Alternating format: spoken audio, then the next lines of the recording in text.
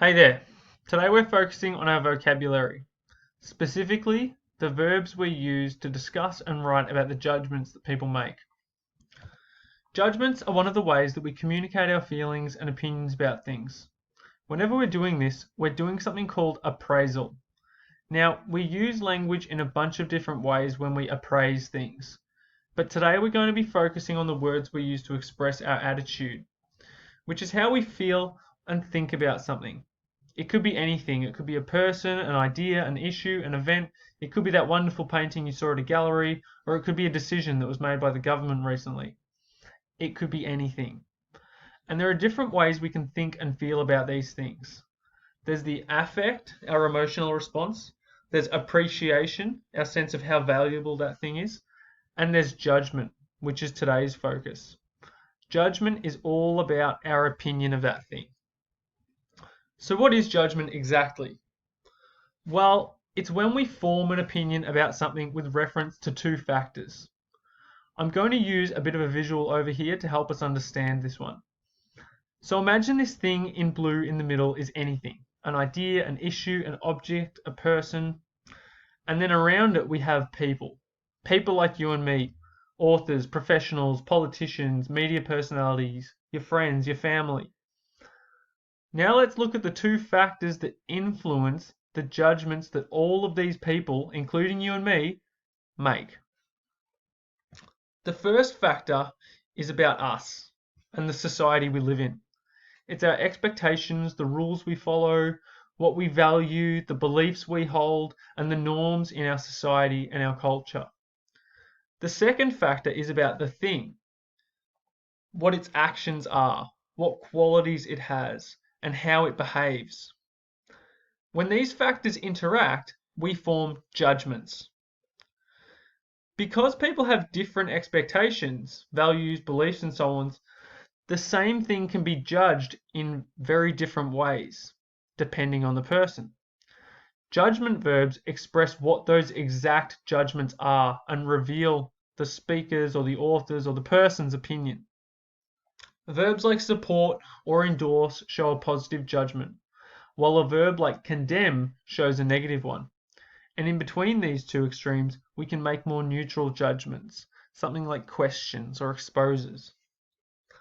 As an example, let's imagine the different judgments that people could make about gender roles in society. One person might condemn the stereotypes associated with gender roles. They don't like them and they don't think they need to change. Someone else might criticize the way people adhere to gender roles, the way they stick to them even though they've become outdated. Then there might be someone who supports traditional gender roles. They don't want any change like the first person does. So where do we use these judgment verbs? In English, we mainly use these verbs when talking and writing about the opinions of authors. Usually, this is through our analysis of language, arguments, and texts. Our analytical writing in English often focuses on what the authors are doing, and we want to be able to identify the judgments they're making through their writing. If we're familiar with these judgment verbs, we can then write sentences like these ones. In Rear Window, Hitchcock condemns audiences for sharing in Jeff's voyeurism. Miller's scathing portrayal of Danforth criticizes repressive leadership. Or through her use of words like brave and courageous, Walker honours Australian veterans. We see these judgment verbs in action in this conclusion to an essay taken from a high-scoring comparative response in the 2019 VCE English Examination Report. Writing about photograph 51 and the Penelopiad, this student used judgment verbs to conclude their essay with a clear focus on the perspectives expressed through both texts. They wrote, both texts endorse and foreground the ways in which Rosalind and Penelope are determined and persist despite the adversity emanating from misogyny and patriarchal worlds. They are both very similar, fostering striking parallels between the ways in which they delineate their determination through patience, self-reliance, and storytelling. As they challenge our perceptions and reveal the problems that had to be overcome, Ziegler and Atwood expound that being determined is important in order to survive and gain a voice. Now we're going to move on to looking at what these different verbs are. But before we do, I want to show you exactly how to use them. All of the verbs we're going to look at today are transitive. This means that they must take an object. People make judgments about things, so that thing needs to be something mentioned after the verb in your sentence. Using the examples from earlier, we can see that we've got our judgment verbs in orange: condemns, criticizes, and honors. We've got our object of that judgment: audiences, repressive leadership, and the Australian veterans. And we see how each of them is connected to what the author is saying. Okay, Hitchcock condemns audiences. Miller's portrayal of Danforth criticizes repressive leadership. And Walker's word choices honor Australian veterans. So let's take a look at the actual verbs. And we're going to place them on a spectrum ranging from positive to negative judgments, with space for a sense of neutral judgment in the middle. Let's start at the positive end and work our way to the negative. Firstly, we've got champion, celebrate, and glorify. These are really extreme judgments. Okay, champion is about, enthusiastic support. Often it can be quite combative. Celebrate is about some strong admiration. It's about public recognition. Glorify is about something exaggerated, almost holy. Okay, so these are definitely the real extreme ends of judgments we can make. So we have a sentence like this one. Through Proctor's defiance of the court, Miller champions or celebrates or glorifies the individual's capacity to defy repression. Now, each of these words has a slightly different shade of meaning. So part of your interpretation comes through which word you choose, what you think the author's doing. Our next set is admire, praise, and honor. Admiration, it has this extra connotation of respect and approval. Okay, praise is, again, it's about admiring something, but it's more about recognizing something for someone or something for something that's been done. Okay, and that's why we've got, these pictures of like a father recognize or praising his kid, or co-workers praising a colleague. Honor has an extra layer of respect and pride and kind of honesty that the other two don't quite have. Okay, often we see honor with use with like military contexts.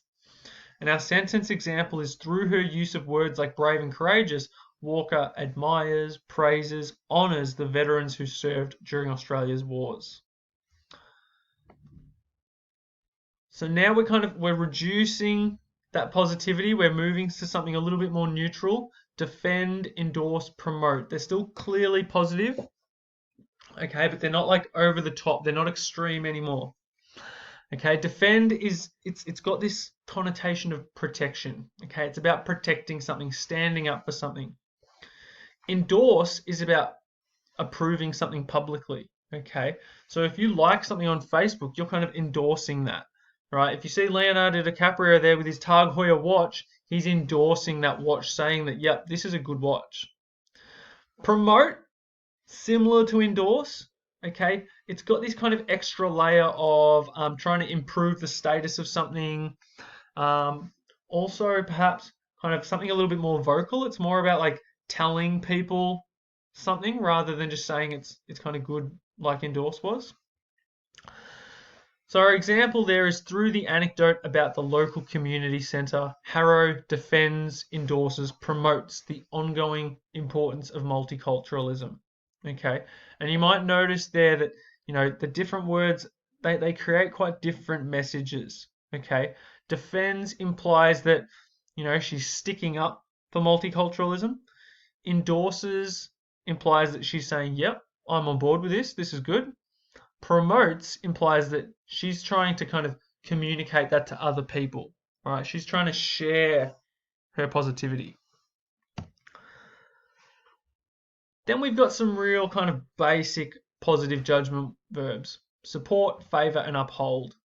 Support, yep, you agree with something, you back it. Favor has a little bit more of a connotation of like preference or choice.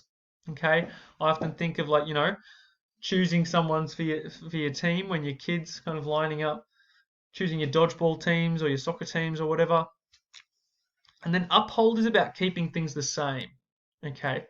Notice that these ones, again, they're not as extreme as some of the ones we've seen already. So we might have in Rear Window. Alfred Hitchcock supports, favors, upholds traditional gender roles. Now we kind of arrive at the middle. Okay, observe, examine, dissect. These are very neutral judgment words.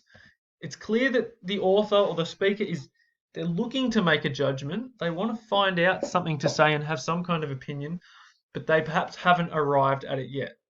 Okay, so observe. It's about noticing. It's about maintaining this sense of distance, which is why we've got that little picture of a map there.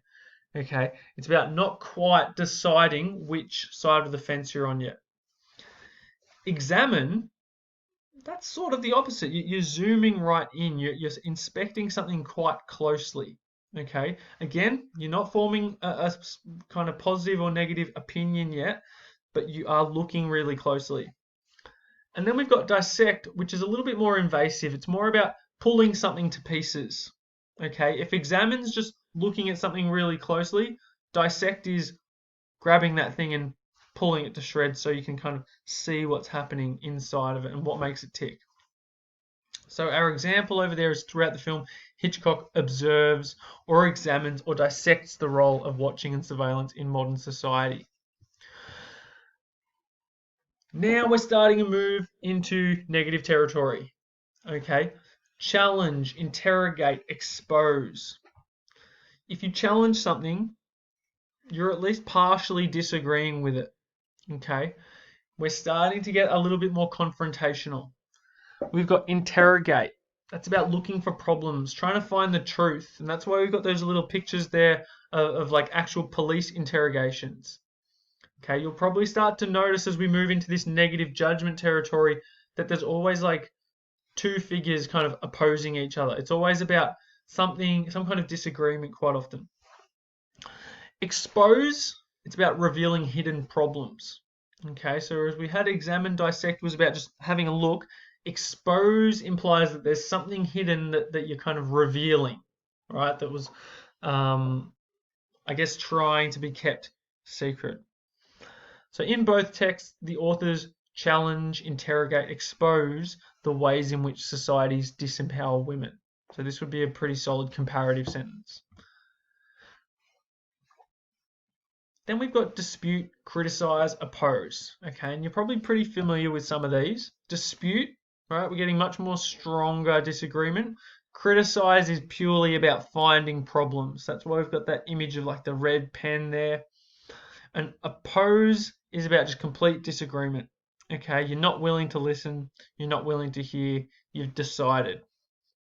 So through his portrayal of the witch trials, Miller disputes or criticizes or opposes the authority of corrupt government. In a sentence like this, Miller's already made his judgment. Okay, the authority of corrupt government is not acceptable. Then we move on to condemn, denounce, attack, and these are really, really strong negative judgment verbs. Condemn has this extra layer of morality or kind of ethics. Okay, it's about criticizing someone as doing something right or wrong because it's immoral. Okay, or because they've done the wrong thing, kind of according to a set of rules or a set of laws. Okay, often there's this element of shame even. Denounce is about strong public criticism. Okay, so if you see protesters in the street, often they're denouncing something. They're publicly criticizing maybe something the government's done, maybe something that's happened.